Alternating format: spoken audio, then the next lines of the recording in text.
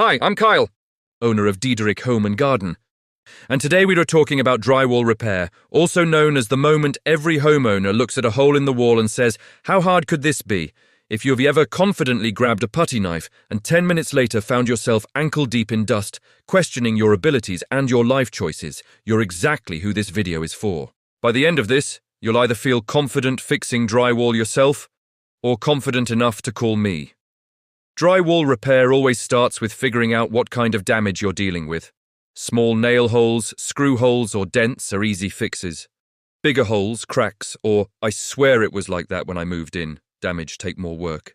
The size of the damage determines the repair, so don't treat a fist-sized hole like a nail hole unless you enjoy doing the same job twice. For small holes and dents, clean the area first. Remove any loose drywall or peeling paper so the compound sticks properly. Apply a thin coat of joint compound with a putty knife, press it in, and smooth it flush with the wall. Let it dry completely. Then sand it lightly and apply a second thin coat if needed. Thin layers are the secret. Thick coats just create more sanding and more regret. For medium-sized holes, drywall patches work best.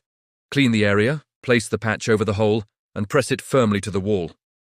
Apply joint compound over the patch and feather the edges outward so it blends into the surrounding wall. If you leave hard edges, they will show through paint and haunt you every time you walk past that wall.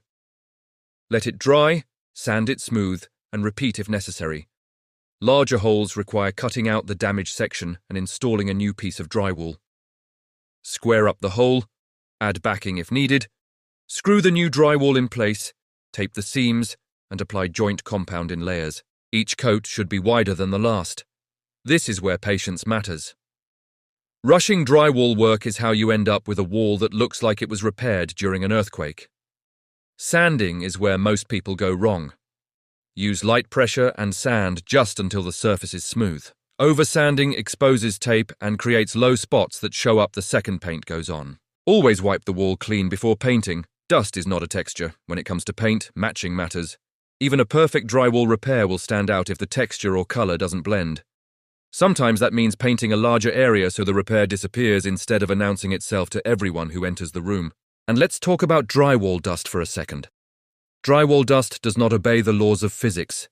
It will be in your hair, on your clothes, in your coffee, and somehow in rooms you never went into.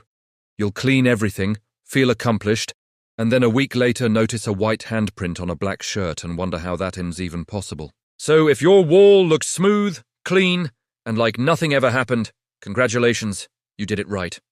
But if your wall now has more waves than Lake Michigan and you were planning to hang a picture over it, on purpose, that's okay too. That's when you call Diederich Home and Garden. We fix drywall, we fix drywall mistakes, and we promise not to ask how big the hole was or what caused it. Thanks for watching, and remember, confidence is great, but knowing when to call a professional is even better.